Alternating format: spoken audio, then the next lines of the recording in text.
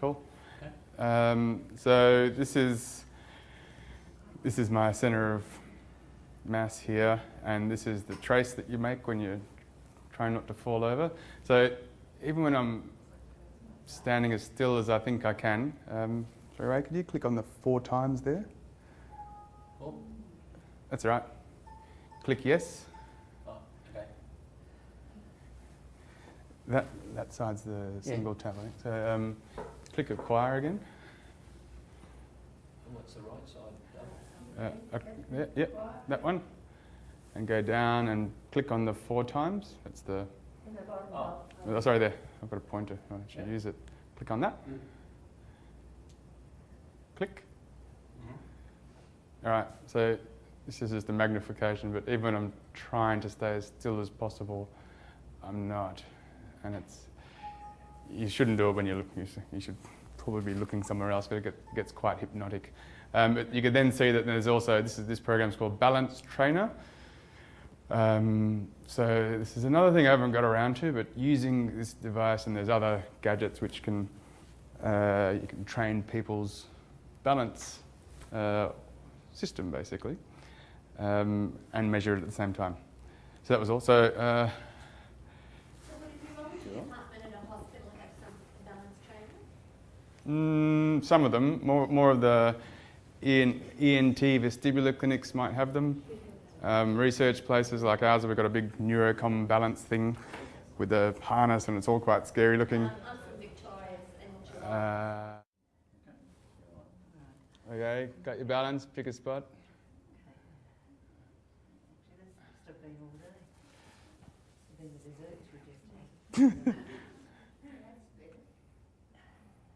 Jeez, the training effect. See, it starts, that's, you know, I said earlier where it comes up. Talking makes you wobble more.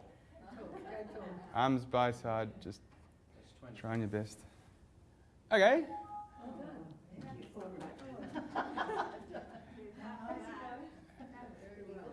And you get all these squiggles and your numbers, and at the bottom is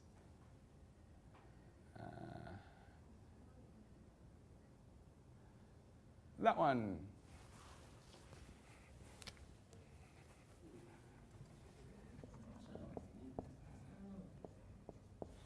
What is it? 14 and...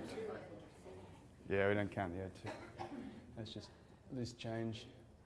And that one, path length. Does it measure the velocity? Yeah, and that's another. So it measures everything, and that's the problem. That it spits out so many variables. You've got to work out what's relevant. Okay, next. We'll just do half a dozen people. See what. Sue.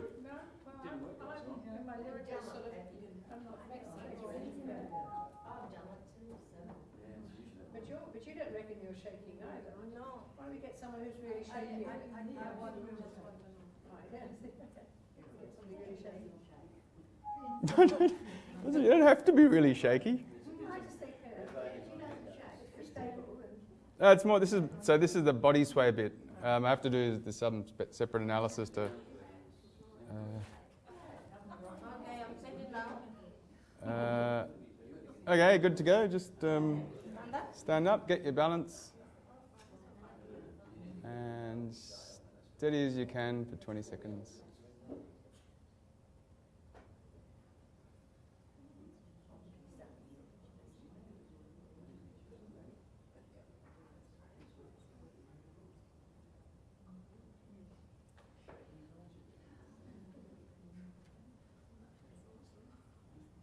Oh, 23.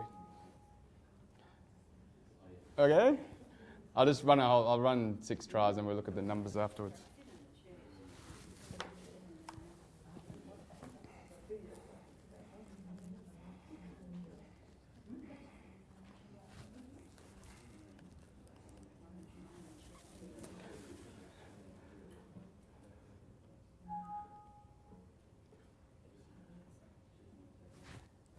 Feet off or to the side.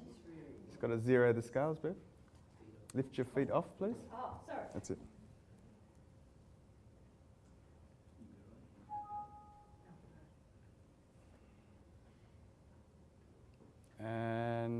Okay, ready?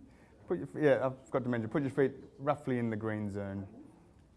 And, oh yeah, so stand up, get your bearings, look straight ahead.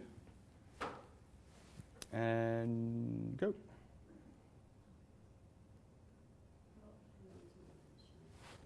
So just put your arms by your side.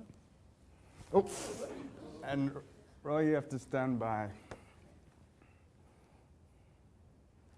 So, Bev's is very forwards, backwards, see? It's different. Okay. Different artwork. How much do you want for one of those?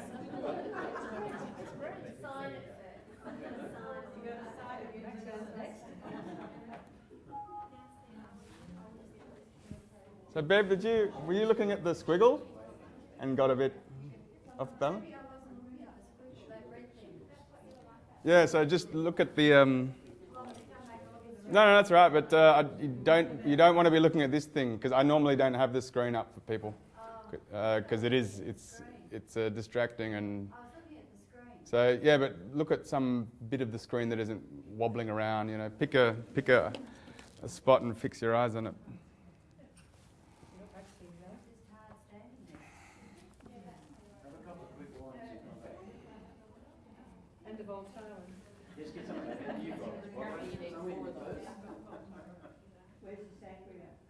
I got a bottle of red over there. That's a bit of a must. Okay. So just stand up any way you like. Then put your feet roughly in the green bit.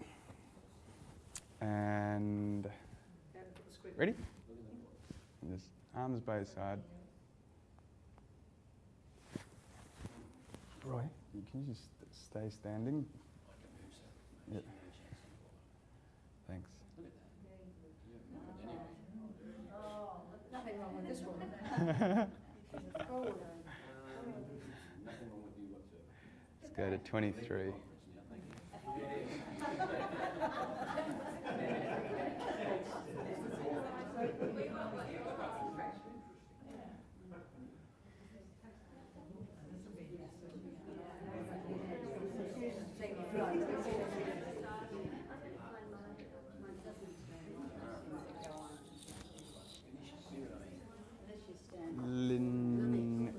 Pickles.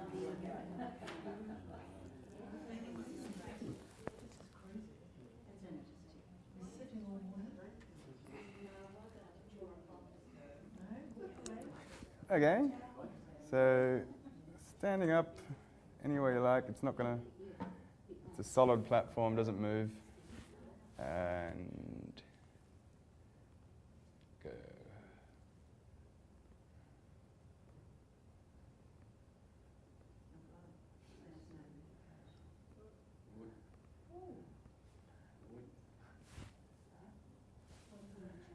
So I can see people wobbling more the longer you go.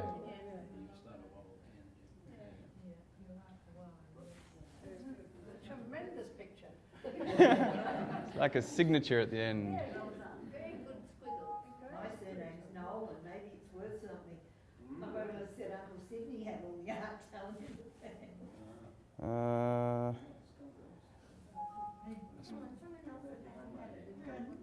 Someone, Ross, or anyone. Yeah. Because you got OT plus, well,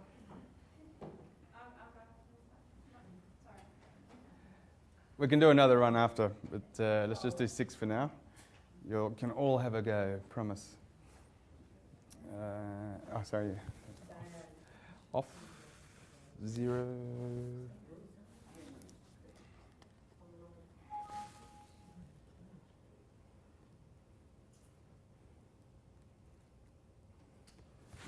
Okay.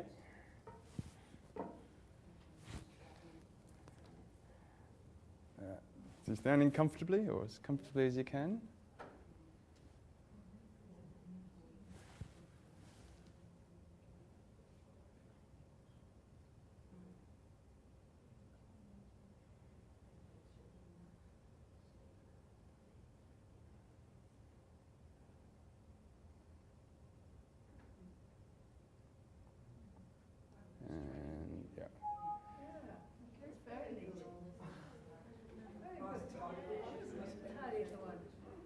So again, it's a more squiggly backwards, forwards thing.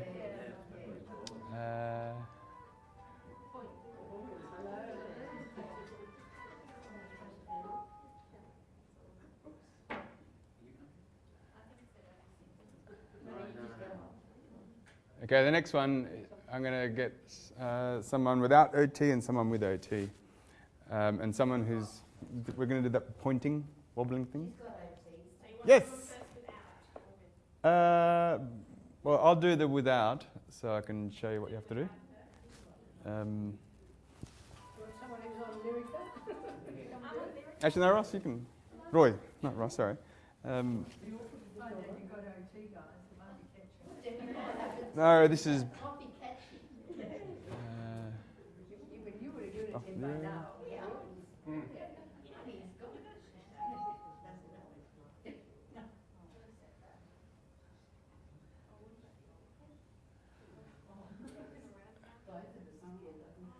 Okay, so step in the green. So basically, on the next screen, you'll see the target, but I'll just explain.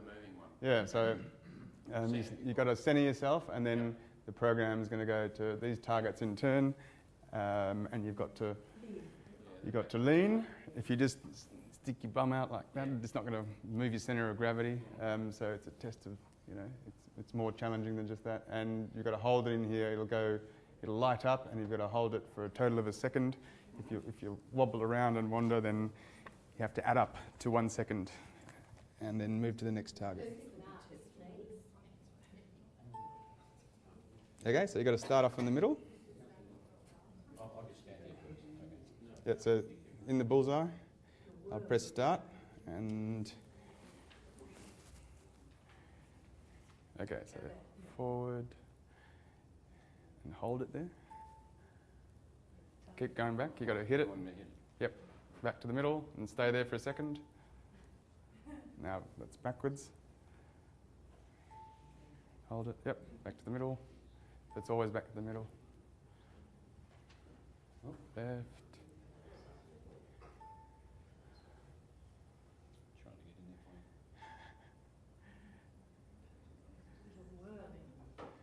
to get in there for you. So this is the tricky stuff for most patients, trying to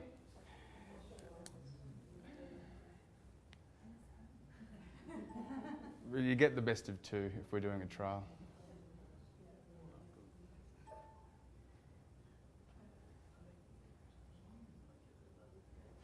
It's fascinating, isn't it?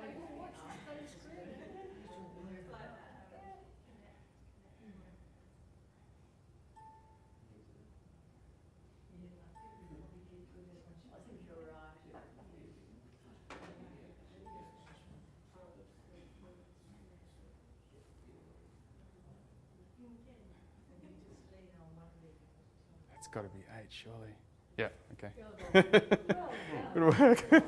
So that's a challenge. That's a challenge. A couple lines later. Watch this. So we'll change the rules slightly. I'll just stand here, and if you're going to topple over, you can just grab my shoulder, and we'll count that one out, but you'll be able to see it. Oh, there you go. That's not bad. So leaning back's always harder than forwards, but gee, that's great accuracy, right? There's all this squiggling around here, but with practice this will improve because it's a very unusual thing to do on screen initially. That military discipline's coming through.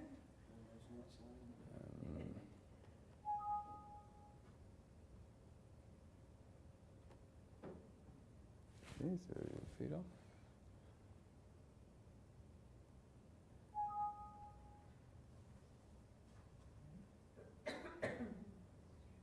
Ready?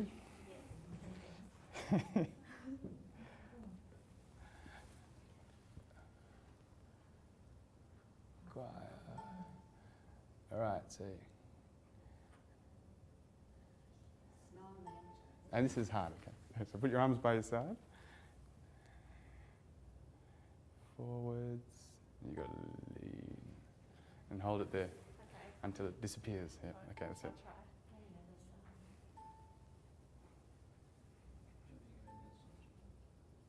try. Yeah, why not? Sure. Did well. Look at that.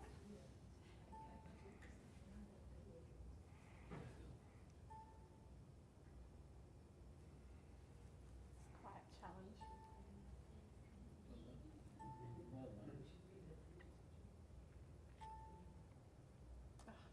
It's frustrating.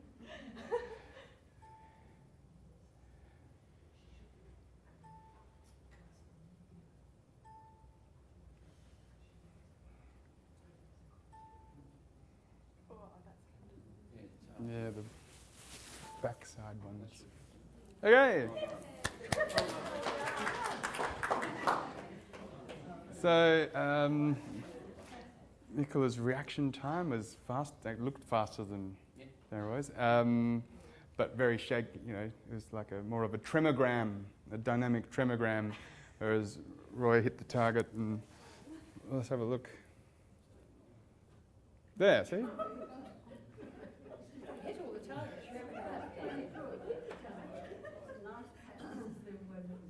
Very artistic, very artistic. Hit all the targets. So this bit's the overshoot, and the squiggly stuff's the wandering, and Enough, my right side is my weakest. Is that the right wow, one? Yeah? I've never thought. Yeah, I've never thought to ask. So, I did overshoot it, I'd say. so you can imagine if you got orthostatic tremor. I always tell people if you've got a bung knee that needs replacing, get it replaced, or if you know some mechanical problem, do your best to get it rehabbed or fixed, because you're going to compound on top of your neurological problem. So,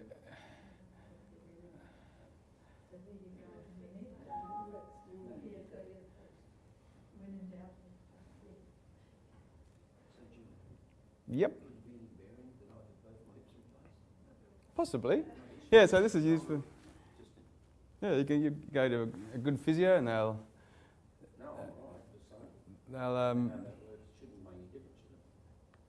well, it depends if you've got muscle wasting around the hips and things like that. I'll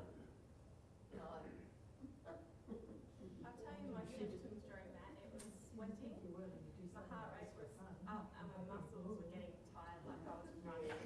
Yeah. I think I captured that.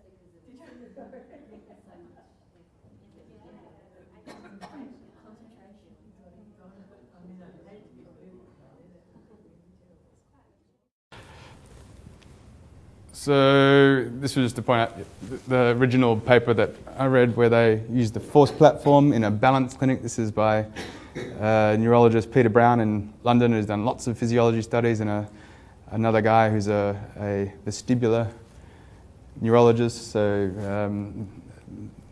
exactly what I was saying, the kind of clinic where you'd have one of these force platforms. There was a chap, Adolfo Bronstein, great name. So this is someone's normal wobble. It's a bit small, but you can see what I mean. So standing on the platform in one plane, if you do a spectrum analysis, a Fourier transform, you get, instead of just time on this measure, you get frequency spectrum. And there's not much to see. There's a few random blips here and there. The lower frequency body sway is much bigger than little adjustments, so that's why this line's high. This is essentially a measure of energy or amount of movement, and most of us sway very slowly, but a further distance. So to put that into perspective, here's orthostatic tremor, where this couldn't miss it, right up here. It's but in terms of the overall contribution to body sway, low frequency still, blots it out. But so it's that's another kind of conundrum. If you've only got that much energy going on, there must be something else to explain why people feel so unsteady. So it's the constant contraction, and when you feel unsteady, the tendency is to what's called co-contract. So the muscles that move around the joint, instead of one turning off when the other one turns on, they will both contract, and that contributes to some of this clawing of your toes, because basically your foot mechanics are trying to claw onto the floor, is one way of putting it. And then the muscles get sore, and then when you get muscle and pain, I've already pointed out, you're going to get, you'll feel bad and you'll get anxious because you think you might fall over, you'll have pain and adrenaline release. And that might explain why, I think Nicola was saying, why some tremor persists at rest, because as I just showed, you get this fatigue tremor. So your muscles may be just tired and still shaky with that physiological component. You can't tell unless you put electrodes on. What's the next bit?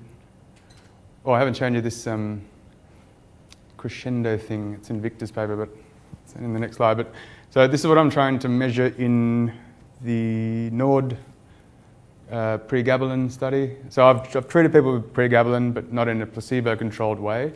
I tried to publish a paper on, open label treatment with 4 patients, and this was only a couple of years after the gabapentin paper, and everything's changed in journals. You cannot publish a trial if it hasn't been placebo-controlled and everything else, which is a bit of a shame, because these little, they're called anecdotes or anecdotal journal articles are getting sidelined more and more for these bigger, evidence-based medicine. And evidence-based medicine is great if you're researching, some new drug for heart attack, 20,000 patients, but if you just want to get the message out, it kind of hampers that. So anyway, that's just a little bit about what I have tested. So I've tested pregabalin with EMG and posturography, but I was hunting around for whether anyone had been able to measure the component of OT during walking, and it's very hard. Everyone's always done something. It's both the good and bad thing about research. So this is someone who's had deep brain stimulation. You can see when their legs up in the air or swinging through, and then the foot contact there, and then up again. So a part of this is a norm. So when the stimulator is off, so untreated orthostatic tremor, when your foot's on the ground, as we've seen, your tremor persists the whole time, and even a little bit into the non-weight bearing phase, and then the muscle turns on again to before the heel strike, it's called. And so that's a normal, if you like, component of gait, but it's exaggerated. It's here, but it seems to be. Anyway, so there's something going on here. It persists into the swing phase, but pretty much disappears. And when the stimulator's on, suppressing these tremor bursts, look at it, it's amazing. So I don't know if this is, I think there's probably about 4 or 5 reports of patients. I was actually trying to catch up with someone here that's had successful deep brain stimulation, because I haven't found a paper where they've measured the effects on postural instability. And I know 1 or 2 patients in Kiel in North Germany that a colleague of mine, Jens Volkmann, that's a big tremor centre up in North Germany, and they'd treated 1 or 2 patients. As I said, it was successful for about 12 months, and for some reason the effect faded. And and this is important to study and understand why. I mean, is it something you can get around with reprogramming the stimulator, or is it, review the diagnosis and, I'm sure they've still got orthostatic tremor, because Jens is following them up. But whether or not the tremor was suppressed, but the posturography showed no change and all that sort of stuff. So that's why, there's more measures than needed to be done than just this. And these are all just the objective measures.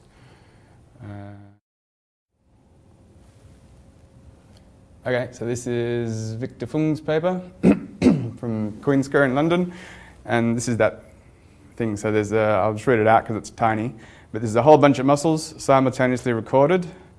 Actually, I can blow it up. And this is just the electrical activity.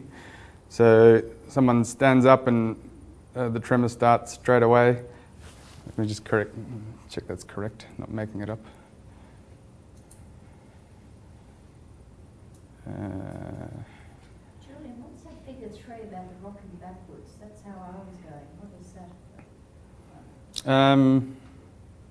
Because you said I was rocking backwards more. Yeah, this is a really long and complicated paper that I could never understand the conclusion of, and there were so many parts, but let's just focus on this first. So a little scale that you can hold while you're on this to tell us how unsteady you feel. So the tremors started here, presumably when they've stood up, because this is a resting EMG trace. It took this long for them to notch it up to mild. Then, it's not linear because there's only 3 stages. This is severe. But look at this guy. It's just not much difference. There's nothing to explain why this is 3 times severe unsteadiness versus here, whereas this is the problem with EMG sampling. Whereas if you were looking at, I don't know. Sorry? 2000. Whereas this one, it looks a bit, it starts off, this is maybe the standing up bit where you get a bit of a wobble, and then it starts low and then it goes up. So if you're looking at this one, you could explain, you could make a story up that it's just the EMG. And the whole point of this study is to compare the subjective symptoms with the objective measures. So I'll show you the other objective measure, body sway. And it's like a 20-page paper. Very interesting. Can we all read it? Put it on the website. Yeah, it's in the journal Brain, and I'm sure there's copyright issues that the Orthostatic Tremor Foundation will work around. Yeah, some of these things are open publishing, whatever you call it. So this is, again, the start, mild, moderate, severe, and this is the wobble factor. And the point of this is that maybe it's a bit worse, but again, it doesn't go up 3 times. And this is front to back, left to right. And this person, there's a pretty much even, this way and that way. So yeah, this is why I'm harping on about the objective measures, not necessarily capturing everything, and the need for the quality of life and subjective measures. Rocking. All right, this is someone what I was doing with Sue, someone rocking backwards and forwards. So weight on, weight off, weight on, weight off, and this is the antagonist, the opposite muscle. So that's the calf, and that's the front of the leg. When you rock forwards, you're up on your toes and your calves activate, and then rock back, and this one activates. Same thing in the quadriceps and hamstring muscles. So that's all that is. Say though that the amplitude is the same in front of back. It's always the same. Sorry? The amplitude front to back is all the same. Which one? So this is the person rocking forward, front, back. This one's going up and down. It's not, it's not going up and down like this, but and that. See what I mean? Muscle turning on, muscle turning off, muscle turning on, muscle turning off. Just to show that the tremor goes up and down with weight bearing. Basically, this is scrunched up. It's a bit misleading because you're expecting spikes like that, but this is 5 seconds, and that's 1 second. 1 or 2. So that's just that's like someone, you can imagine someone walking on the spot. What about that non-invasive magnetic that I was talking about? Is there evidence from... There's been measures using that to study the tremor and try and reset it.